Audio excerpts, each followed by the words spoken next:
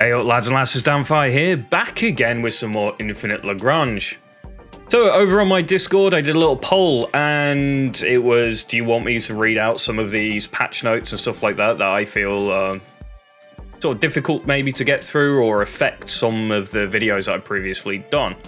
So I know this is one of the older patches now, I think it's been out for about a week, but I'm going to do this one because I keep getting asked a lot of questions about it. So I'm going to go through it now and we'll have a chat. So most of this patch affects fighters and bombers, and some of them are pretty big. I haven't managed or haven't got round to testing any of these out currently, but I will be doing tests on these over the next sort of few days, and then I'll do a proper update for the ranking video, and we'll do something with that. So, game balance adjustments. First off, we have adjusted the anti-aircraft support range of the Sandrake Atmospheric Interceptor dual purpose type 2 can lock onto any aerial targets on the battlefield from can provide anti-aircraft support to all friendly ships. Now, if you remember my ranking, I ranked the Sandrake very, very low, and that's generally because it doesn't do its job of anti-aircraft support whatsoever. And it was all to do with this can provide anti-aircraft support to all friendly ships, meaning that it was only going to support one or two random ships that were getting attacked by air. I don't know if there's any underlying balance changes that have happened here that have made this can provide anti-air support to all friendly ships better, but as I'm currently aware, no, it's pretty bad. However, because of the change to can lock onto any aerial target on the battlefield now, it's more of an aggressive role, and it will go after fighters straight off the bat rather than reacting and providing this support. It's going to change the Sandrake. It's going to probably put it up into the A or S tier. I've said a couple of times to some friends over on Discord and stuff like that, that if the Sandrake was like aggressively attacking enemy aircraft, it's going to be incredible because it's basically a flying shotgun if you look at its weaponry. So yeah, definitely going to be really interesting to see this change. Number two, we've got adjusted the anti-aircraft support range of the Spore, and this is getting reversed. So instead of having this can provide anti-aircraft, can lock onto any aerial target on the battlefield, it's now getting the can provide anti-aircraft support to all friendly ships. If this works the same way as it did before, like it does with the Sandrake, it drops the Spore down from AS tier right the way down to D tier if there is no underlying change that actually makes that can provide anti-aircraft support to all friendly ships viable and useful. Because it's literally, the Sandrake was terrible because of it. Now the Spore's got it instead of can lock onto any aerial targets. It's, you know, they've kind of like swapped position. The Sandrake is probably better than the Spore is at anti-fighter, so it's not a terrible change if you've got both. But if you have the Spore, you don't have the Sandrake, and you're using the Spore as your only anti-aircraft, it's going to hit you pretty hard, this change, I think. So yeah, do watch out for that one. It's pretty nasty. Again, if you've got both, you're not really going to care. You're going to start running the Sandrakes over the Spores. It's going to suck if you've got, you know, points into Spores and stuff like that, although I believe that's changing now as well when you change servers, so maybe that's not so much of a bad thing. We then have 3, adjusted the attack priority of the BT-2 310D torpedo bombardment system of the Bullfrog, dual-purpose bomber. Siege type from prioritizing buildings to prioritizing super capital ships. Adjusted the enhancement option dodge damage from the airborne bombardment system of the Bullfrog. The dodge damage, I believe, was the when it takes 40 odd damage, it runs away or something like that. Yeah, when it takes damage from aircraft, it runs away for a period of time. Siege type to concentrated attacks, and its brought effect to prioritize attacks on super capitals, increases attacks per round by 2, attack duration by 30, cooldown by 30, every 30 seconds for 40 seconds. This is pretty big. Yeah. There it says, when attacked by enemy aircraft, it gives up its target and retreats to the carrier. If it got attacked before, yeah, you could probably keep it around for a bit, but it ran away and kind of useless at that point. It's not doing its job of dealing any damage. The fact that they've changed this from, well, they've not changed it from dealing mostly siege damage. It's still a big siege damage beast. You are now going to have to choose between increasing its siege damage or increasing its ability to attack super capitals, you know, getting more cooldown on it, getting more damage on it, over increasing the siege damage. For this strategy, prioritizing attacks on super capitals, increase attacks per round by 2 and attack duration by 30% and cooldown by 30% every 30 seconds for 40 seconds is pretty nuts. This easily puts it at least on par with the Stingray for damage output potential, potentially higher. So yeah, definitely keep an eye out for this. I'm going to be testing this out myself because it's my only bomber. So if it's now just even better, it's amazing. So yeah, really nice change there. I didn't personally like the when attacked by enemy aircraft, it gives up its target and retreats to its carrier for 40 seconds. That keeps it out of the fight for 40 seconds. When most battles are lasting maybe 2-3 minutes, you're losing like maybe a third of your time, of your damage output, because it's just hiding away. Okay, at the same time, losing it's not a great idea, but if it's not blowing stuff up, there's a good chance the carrier is going to get blown up anyway. Anyway, number 4, added fighters to the attack priority, the BP X50T/D, as your Watcher Experimental Charge Short-Range Pulse Cannon. They really need to come up with some shorter names for these weapons. Of the Strix A100 Joint Attacker, anti-ship type, and adjusted the weapon's performance description to make it consistent with the new attack priority. Adjusted the enhancement option, rapid fire on corvettes, for the charged pulse cannon system of the Strix, and anti-ship rapid fire, and its brought effects to prioritize attacks on frigates and destroyers, reduces attack duration by 50%, increases cooldown by 30%, every 45 seconds for 35 seconds. From when the target is a corvette, reduce attack duration by 50%.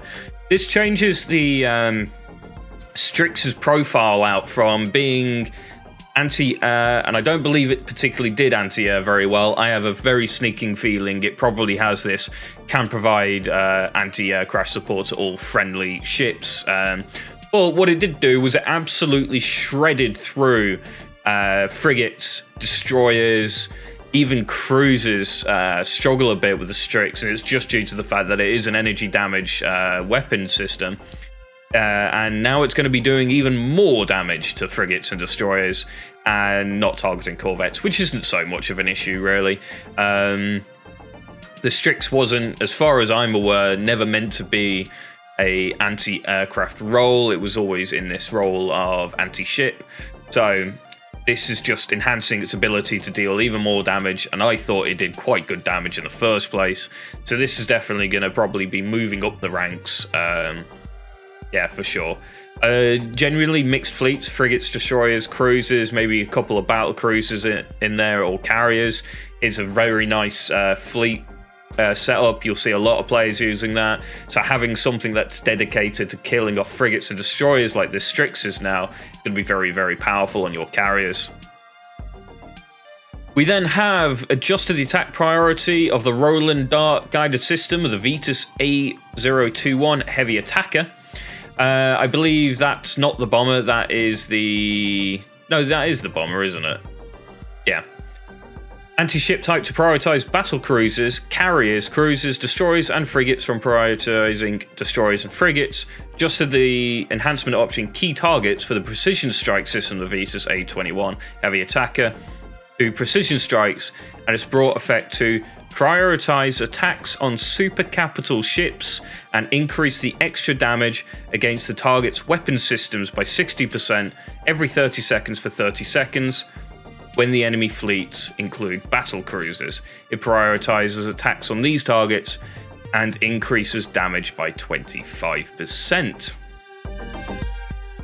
So this is quite nice. Prioritize attacks on super capitals against the target's weapon system by 60% every 30 seconds.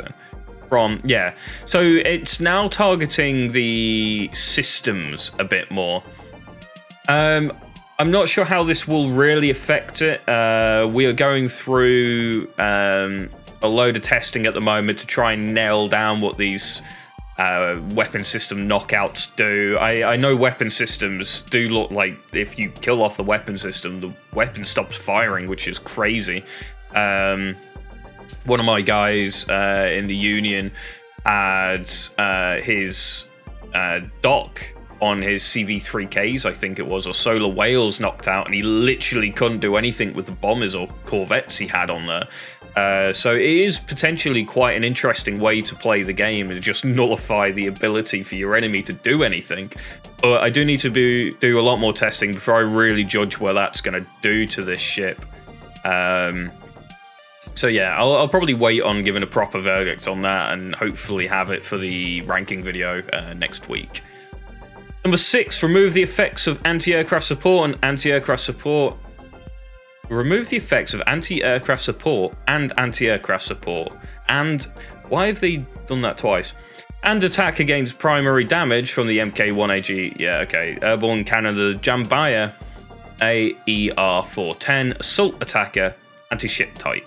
And added attack against primary weapon effect to its airborne missile launcher, adjusted the enhancement option pursue target for the gun missile attack system in the Damphyre. Pursuing target, its brought effect to the primary weapon in the system has a 15% chance to deal crit damage to the enemy target every 35 seconds for 35 seconds. When the target's HP falls below 20%, increases attack chances in a single round by 1. And reduce attack interval by 40%. This roughly looks to be less of a balance change and more of spreading its damage across. Instead of having higher damage output when a target's HP falls below 20%, it's now giving it a 15% chance to deal crit damage to the enemy every 35 seconds. So I think it's just going to extend the damage output of it. And it's not really going to change anything there. We'll have to test that, but I'm pretty certain it's going to do exactly the same, more or less, and that's really not going to change anything on it. Number 7, adjusted the enhancement option, prioritize dogfights for the assault cannon system, B192, Newland. And it's brought effect to prioritize attacks on super capital ships and increase the extra damage against the target's weapon systems by 60% every 40 seconds for 40 seconds. From, when attacked by aircraft, increase attack duration by 50% and hit rate of secondary weapons in the system by 35% for 40 seconds, cooldown 20 seconds. So this is losing its anti-aircraft a bit, which was non-existent anyway. So it's losing that, and it's gaining even increased damage against weapon systems, which is what it was doing in the first place. This is increasing it by 60% for 40 seconds, which is pretty good. Super capitals are carriers and battle cruisers only, so do bear that in mind. So you're only going to see this bonus activated when it's attacking those type of ships.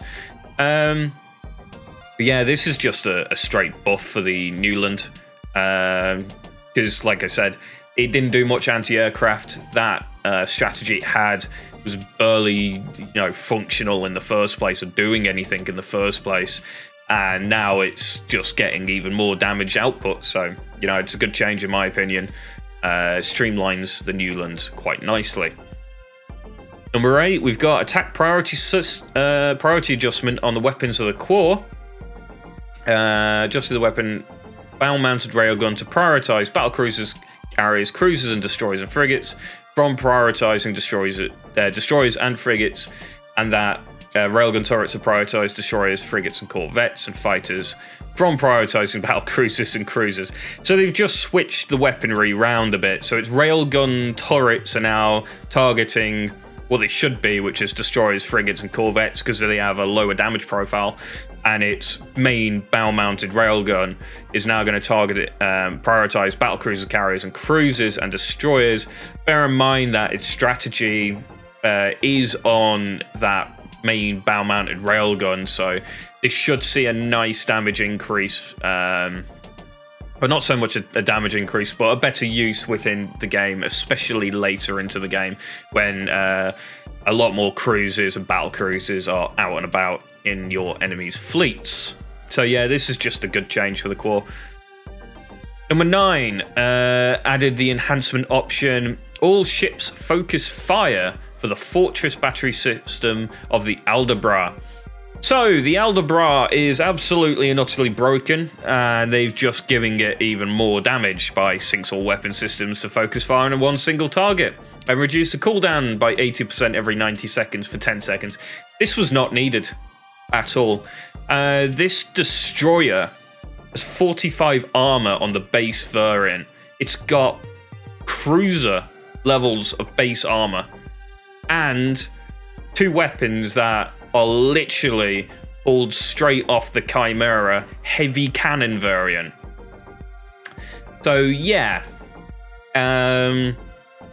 this is a very bad change in my opinion. This thing did not need a strategy whatsoever. Yeah, they really should rethink and either revert that change or reduce its armor down to proper destroyer levels, because at the moment it's hands down probably the best in slot destroyer wise, potentially maybe slightly behind Taurus, and that's due to the fact that Taurus has energy weapons. Number 10, adjust the number of tech points required for spending on the enhancement option warp drive enhancement for the X-20 large utility ship to 5 from 6. Corresponding point tech will be retrieved. Oh, that's a nice little change. Okay, more tech points for your UT ships. Great. I'm not sure it's necessary, but fine. Number 11, adjusted the type priority of some generic light cannons to prioritize destroyers and frigates from prioritizing fighters and corvettes.